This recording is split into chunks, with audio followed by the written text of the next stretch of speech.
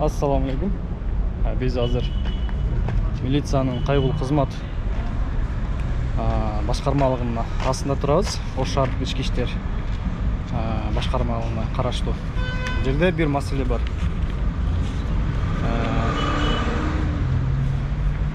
Көпчүлүк жарандар мага жеке кайрылуусу менен чыкканда мындай суроону көп беришет. Мен айып пулду төлөгөнмүн, бирок бир нече убакыт өткөндөн кийин ошол эле протокол боюнча дагы айып пул төлөшүм керек болуп калып атат. Болбосо ал айыпты төлөгөн элем деген жүйөлөр менен кайрылышат да. Анан мен аларга дароо эле бир суроо берем. Ошол айыпты төлөгөн боюнча дүмүрчөк же болбосо квитанция сакталганбы же сакталган эмеспи деп суроо берем. Эгерде сакталган болсо, ошол дүмүрчөк менен сотко кайрылып, кайра кеткен чыгымдарды сот аркылуу өндүрүп алсаңар болот. Ал эми биз азыр ошол эле сыяктуу маселе менен келип атабыз. Бул жерде менин азыр колумда эки чечим бар, соттун чечими. Бирисинде мен өзүм өкүл болуп катышып бергенмин. Негизсиз айып протокол түзүлүп, анын жыйынтыгында жаранга айып пул салынган. Бирок биз ал протоколду сотко берип, сот аркылуу аны утуп, сотто ал протокол жана токтом негизсиз деп табылып, токтом жокко чыгарылган жана иш өндүрүштөн кыскартылган. Бирок ошого карабастан соттун чечими болсо дагы ол кайсы кызматкер кылганын мен билбейм. Азыр кирип ошону тактайбыз. Соттун чечими болсо дагы айып пул төлөсүн деп базага киргизип салган. Мына менин колумда бардык тастыктоочу кагаздар бар. Азыр кирип сурайлы. Улук инспектор силер экенсиңер, э? Ооба. Бизде мындай маселе. Мына Төлөм KG порталындагы маалымат. Айып пул төлөнсүн, айып пулу бар деп турат, э? 1000 сом негизги сумма, 1000 сом. 2000 болуп калды. 2000 сом болуп калды. Но ошол боюнча протокол. Кимдики бул? Исраилов дейби? Исраилов деген жарандык. Мына ошол Төлөм KGдеги маалымат, бул протокол. А мына ошол протокол боюнча протокол жокко чыгарылсын деген чечим. Кандай түшүнсөк болот? Бул чечим эми келип атабы? Эми келип атабы? Жок. Бизде жок эле да. Жок эле? Жок болсо анда азыр келип атасыз го. Бул чечимди. Берсеңер кайра. Бул чечим берсеңер? 2022 апрель деген. 2022 жылы 14 апрель чыгып атат. Мен азыр алдым да, бирок 11 август 2023 жыл болуп атат. Бирок ондой дегениңер менен силердин тийиштүү адресиңер. Мен бүгүн азыр алып атам. Ооба, азыр алып атасыңар. Силер азыр алып атасыңар. Мен берип турсаңар, чечимди берип турсаңар. Мен силерге азыр эң башында Ош шаардык соту деп атат. Төрагалык кылуучу судья Батырбеков, анын катчысы Шаниязова, прокурор Салиева деп атат. Мени жазып атат. Андан соң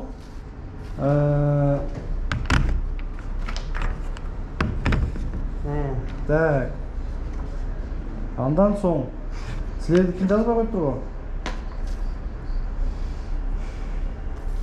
Силерде катышкан могу немеңерчи? Бул жерде жана инспектор барбы? Ошол катышса керек да.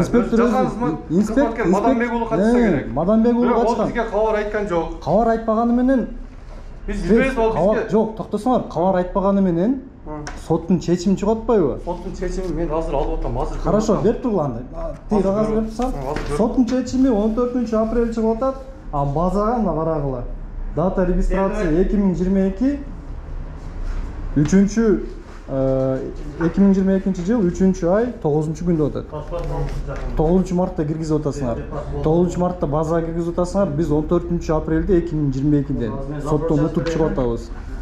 Бул боюнча ошол жанагы протоколду түзгөн кызматкер биздин доолорду негиздүү деп таап, биз мына соттун чечимин алгандан кийин кайра шаардык сотко доо арыз менен кайрылабыз. Нол канча чыгым кеткен болсо, доо арыз менен материалдык чыгымды калыбына келтирип берүү боюнча доо арыз менен кайрылабыз дегенде биздин алдын ала жазган катыбызга макул болуп бизге могул Исраилов деген жарандын акчасын кайтарып берген.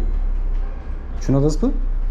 Бул жагдайды кызматкер кайтарып берген. Бул жагдайды сиздер билбей кое албайт элеңиздер да. Түшүнүп атасызбы? Вообще мен курстан эмес экен. Азыр мен сизден билип атам менчи. Сизден билип атам? Ооба. Макул, бул сиз бизден билип атасыз. Экинчи жагдай. Мен сизге дагы бир токтом көрсөтөйүн. 2019-жылкы токтом мына. 22 ноябрь. Актилекти тааныйсыңар да? Актилек Акылбек уулу деген. Ошол Жаранбы? Алда жаран. Жаран. Сиз сыяктуу эле жаран. Ошол дагы 2 протоколду даттанып, бир протокол боюнча уткан. 2019 уткан.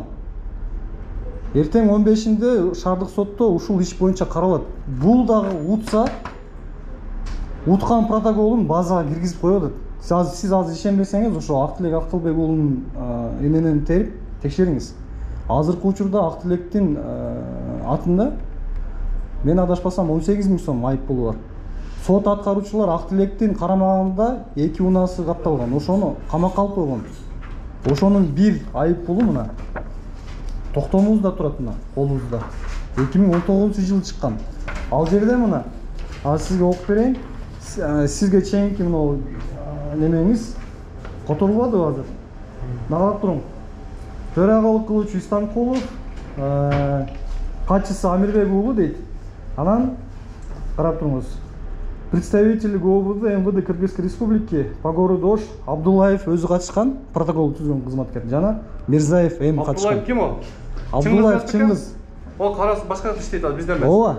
2019-да силерде иштеген да. 2019 ооба бизде иштеген. 2019 силерде иштеген. Абдуллаев менен Мирзаев катышкан.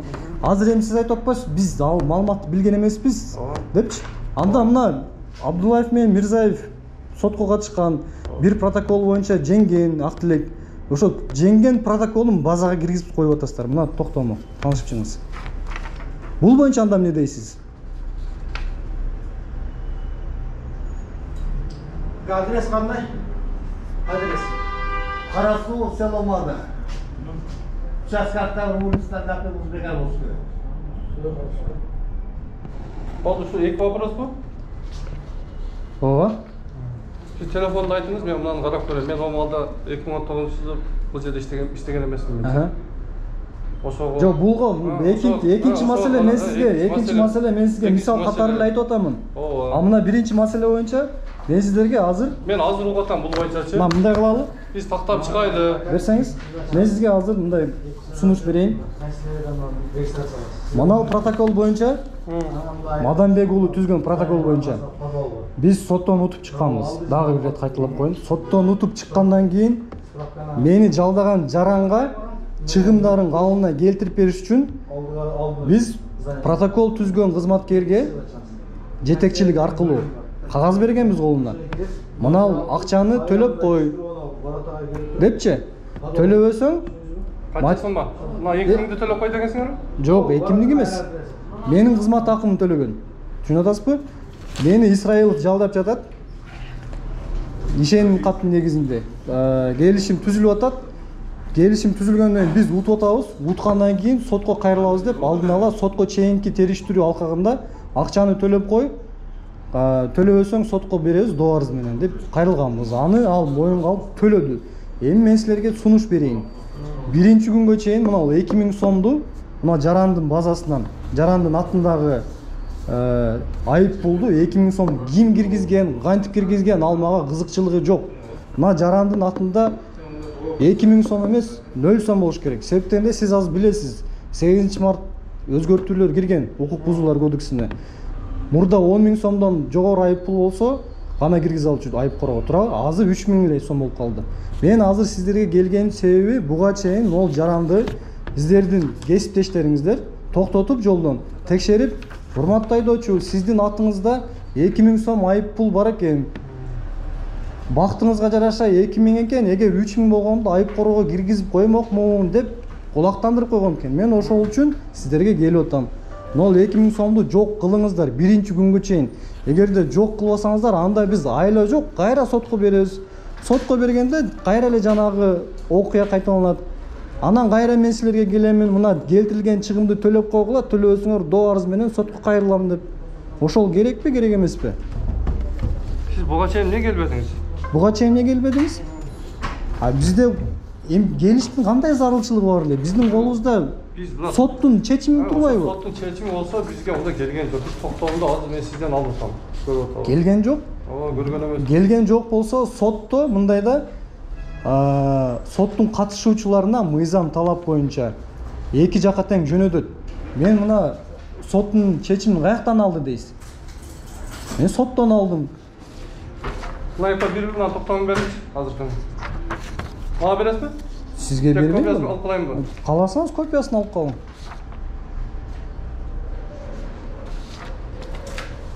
Маңдычы. Аныкы сотто каралат ал. Мен сизге буну мисал катары гана көрсөтүп атам. Биз азыр көрдүк, азыр билдик деп атпайсызбы? Ал кезде Мирзаев менен Абдуллаев өзү катышкан ал сотко.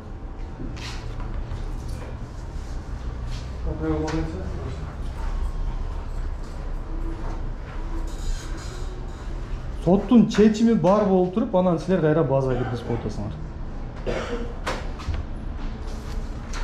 Меники деле мисал үчүн ошондой болгон, соттон канча протокол туткан, бирок базага киргизип койгонсуңар. Жана 17 000 сом штрафтар.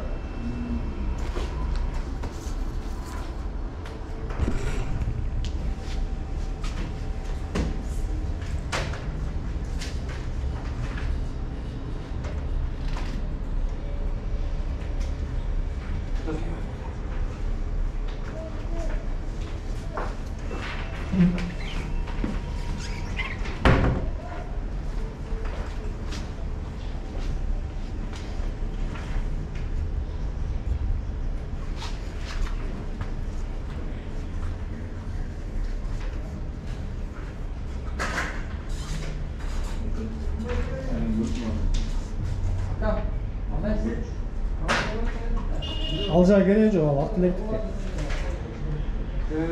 Кереги жок ал жаga, ашыкча.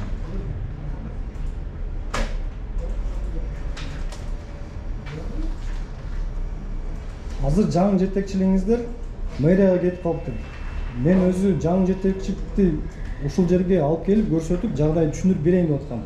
Мына сиздин кол астыңыздагы иштеген кызматкерлериңиз ушундай мүчүлүштүктөрдү кетирген, сиз ошону эске алып коюңуз деген бир булактандыруу кылып коеюн дедим эле. Тилекке каршы жок экен азыр.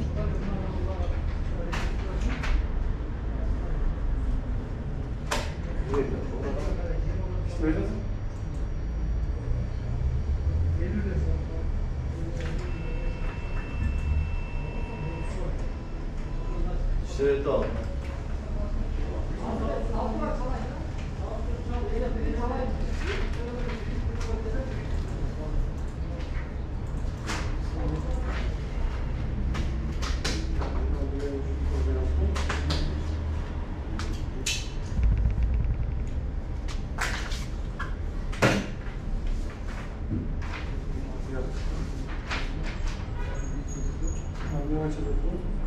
Ал ак тилектикке. Аны көчүрмөсүн албай деле койсоңор болот. Ал эртең бүрсү күнү каралат 15-августта. Мен болгону мисал катары көрсөтүп атам силерге. Соттун чечими бар туруп сиздер киргизип атасыздар.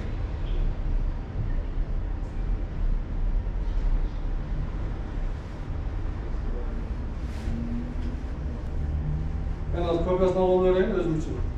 Көрөсүзбү? 15-inde чыгарат да бизден бир өз барабыз. Бизден чыгарат да коюңуз. Ооба.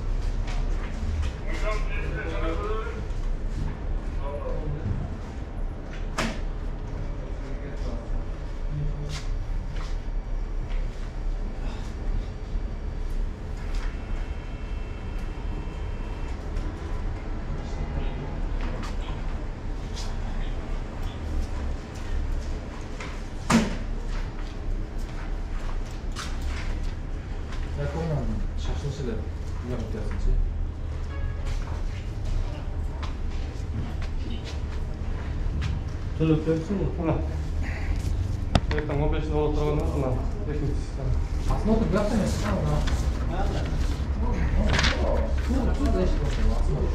Хорошо, мына біз мынаны өзіміздің жетекшілік жағменен қарап көрелікші. Доверенностьңиз алыңыз. Тағы бірінші вопрос бойынша. Биринчи вопрос боюнча мен биринчи күнү саат 12ге чейин күтөмүн сиздерден жоопту. Эгер маселе чечилди деп кабар берсеңиздер, мен сотко берейин. Чечилбеди деп кабар берсеңиздер, анда мен сотко берген аргасыз боломун. Ошо. Байланышыңыз. Рахмат.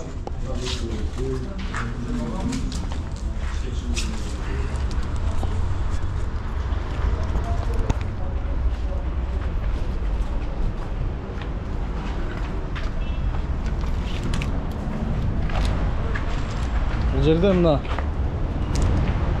Исраиловдун маселеси боюнча протоколду түзгөн кызматкер өзү катышкан. Андан сырткары башка кызматкер да катышкан, бирок токтомдо ал жазылбай калыптыр. Жок, кечиресиздер, адашып атам. Эгембердиев аттуу кызматкер катышкан. Мына жазылып турат. Представитель Эгембердиева С деп турат. Эгембердиев деген кызматкер катышкан. Жана протоколду түзгөн кызматкер да катышкан. Жыйынтыгында бул иш боюнча биз соттон утуп чыгып, утуп чыккандан кийин ошол кездеги патрулдук милициянын башчысына жана андан сырткары протоколду түзгөн кызматкердин өзүнө официалдуу түрдө кат менен кайрылганбыз. Кат менен кайрылып, бизге Исраилов кайрылгандыгын жана биз Исраилов экөөбүздүн ортобузда келишим түзүлгөндүгүн, келишимдин алкагында менин жеке кызмат акым, гонорарым, башкача айтканда 20 000 сомду түзгөн. Ошол 20 000 сомду ордуна келтирип берүүсү боюнча кат менен кайрылганбыз. Бир нече жолу кат менен кайрылганбыз. Анын жыйынтыгында протоколду түзгөн кызматкер макул болуп, ошол 20 000 сомду ордуна коюп берген. Башкача айтканда материалдык чыгымды калыбына келтирип берген. Бирок ошого карабастан азыр карабайсыздарбы, биз билбедик эле, биздин кабарыбыз жок эле деп атат. Биздин кабарыбыз жок эле деген сөзү бир аз чындыкка дал келбейт. Себеп дегенде катышып атат өкүлү, атайын адиси Эгембердиев аттуу кызматкер катышып атат. Андан соң жанагы протоколду түзгөн кызматкер өзү да катышып атат. Ошого карабастан ушинтип базага киргизип коюп атышат. Азыркы кезде Исраиловдун атында 2000 сом айып бул бар. Ошого аны акыркы жолу 2-3 күн мурун ГАИ кызматкерлери, патрулдук милиция кызматкерлери токтотуп текшергенден кийин мага кайрылып атат. Жанагы маселем чечилген эмес беле? Биз соттон уттук эле го. Эмне үчүн кайра мага ушинтип 2000 сом айып бул бар деп айтты деп мага кайрылды. Мен ошого айла жок, аргасыз бул жака келип суроолорун бергени мажбур болдум. Ошол урматтуу туугандар. Дагы баардыгыңарга бир кеңеш айта кетейин, бекер кеңеш. Эгерде силер жол эрежесин бузуп, андан кийин ал жол эреже бузуусу боюнча айып пулду төлөсөңүздөр, төлөгөн дүмүрчөңүздөрдү сөзсүз түрдө төлөгөн күндөн баштап 3 жылдын ичинде сактап коюңуздар. Себеп дегенде 3 жылдын ичинде кандайдыр бир сыйкырдуу жол менен төлөгөн айып пулуңуздар кайра базага кирип калышы мүмкүн.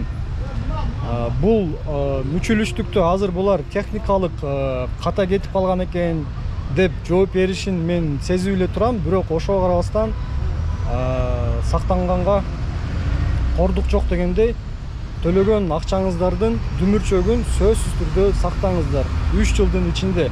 Себеп дегенде мына караңыздар, Ак Тилектин окуясында 2019 жылкы иши боюнча ал бир токтомун утуп жатат, жокко чыгарт деп. Бирок ошол жокко чыккан токтому 2019-жылы чыккан токтом боюнча азыр мына 2023 биз эртең дагы соттошобуз бул маселе боюнча. Ак тилек уутса дагы uuткан иши боюнча базага киргизип койбу деп. Бул силерге мындай жалпак тил менен айтканда мисал катары айтып атам. Ошол.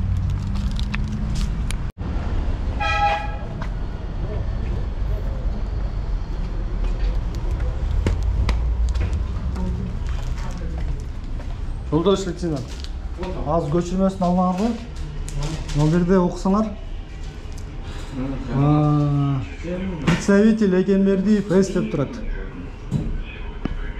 Азыр Эгенбердиев кайра силерге келди. Которулуп Бишкектен. Вот, ошо Эгенбердиев да катышкан.